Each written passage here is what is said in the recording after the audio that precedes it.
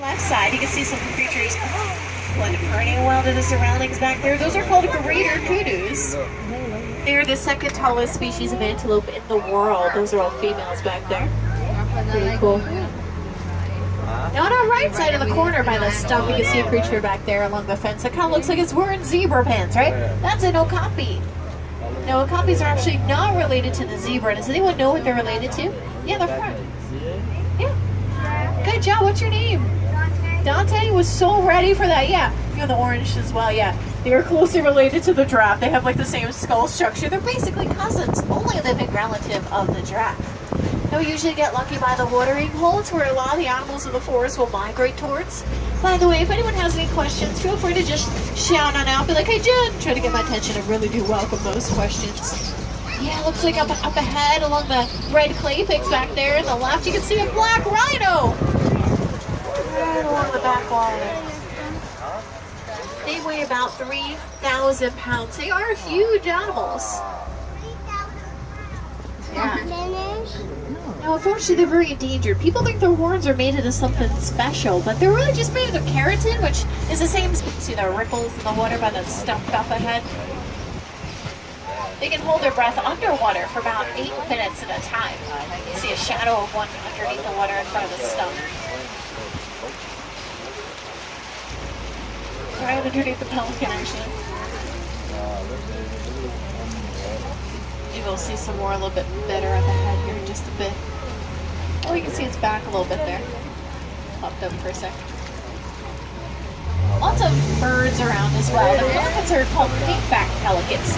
They're named after the color that they turn during their mating season. Looks like there is a hippo right under the water next to us.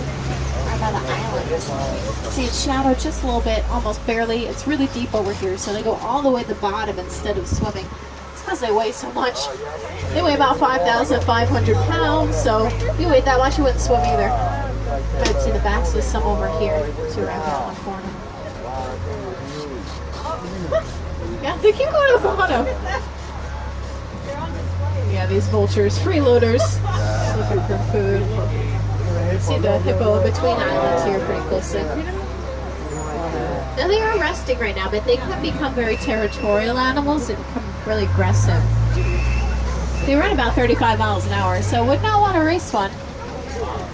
You can head over to the Pangani Forest Trail. See the underwater viewing area for them over there. Probably don't want to get too close to these Nile crocodiles. They grow about 20 feet in length. They're as long as a giraffe is tall. They are huge. Also very still, right? That's because they are ambush predators. They wait for something to get nice and close, and that's when they're going to clamp down with very powerful jaws. Their jaws have about 2,000 pounds of pressure per square inch, which basically means one clamp down, they really can take down an animal well over twice their size. So I'm only 5'5", not really going to stick around there too long. We're going to keep going. And we are heading over to a tree. A lot of people call them an upside-down tree, and you can kind of see why. It sort of looks like it has roots for branches. Now that is because baobabs will hold thousands of gallons of water inside of their trunks. And they store all that water. That's how they survive Africa's long drought season. It's also why they don't have leaves for 9 months out of the year, to conserve the water more. Just take in this beautiful view for a moment. This is the Serengeti. It's gorgeous. See some giraffes here just a bit. This savanna stretches all throughout East Africa. Really the beautiful habitat we work to protect in the wild. Which is why we've been partnering with the Disney Conservation Fund for the past 20 years. All the money from the pins you can donate money towards throughout the park goes to help protect these animals. You've seen a few female giraffes. There's a baby up ahead I'll get a little bit closer to. Now the animals here with the super long horns, these are called ankole cattle. They look really intense, right? But they are the only domesticated animal that we have here. They're actually very calm, very docile. Very long horns though. They grow about 6 feet in length. You might think that's uncomfortable to have on the top of your head, but they're kind of hollow in there. It's sort of like a honeycomb structure. Look behind there at that giraffe. Look at that tongue. Whoa. 16 to 18-inch tongue. Ugh. There is a little baby giraffe here on our right side, just over a year old. It's so cute. See a few more dogs. Now, it's a little hard to see, but in the back, along the back wall, you can see a few African wild dogs or painted dogs back there on the left side. They're sleeping back there in the shade. Anyone know what all these weird looking cones we're passing out here are? Dante, you know it? Dante, that's amazing. Yeah, these are termite mounts. Testosterone. And right next to us, there's a female here. She's about 15 feet tall. I like tall.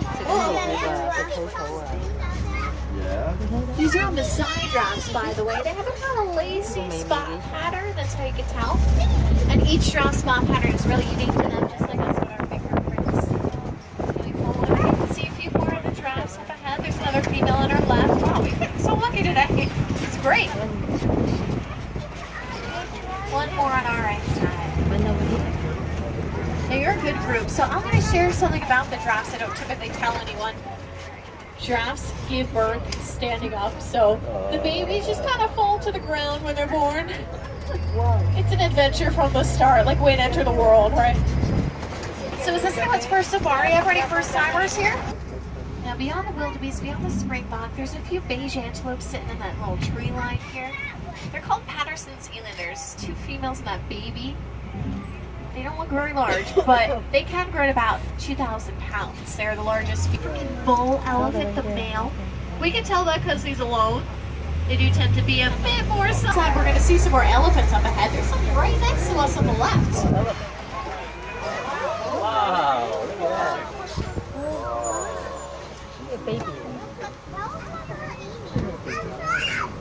And they do like to rub their tusks up against the clay and they eat it. It helps them get nutrients they can't get just from plants alone. Elephants weigh about 300 pounds.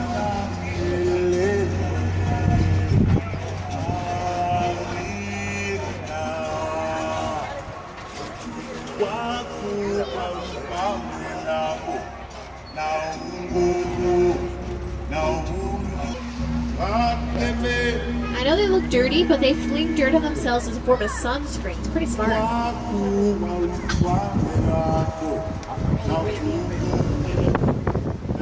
Coming up to some flamingos. These are greater flamingos. They're the latest species of flamingo in the world. Anyone happen to know what a flamingo eats that makes it turn pink? Yeah, the orange. Good job. Yeah, they eat a lot of shrimp. Oh yeah. Sometimes you can smell it around here. They're more this kind of grayish white color, and they'll turn pink around a year in after all the shrimp really kicks in. And the coloring will come through their wings and expand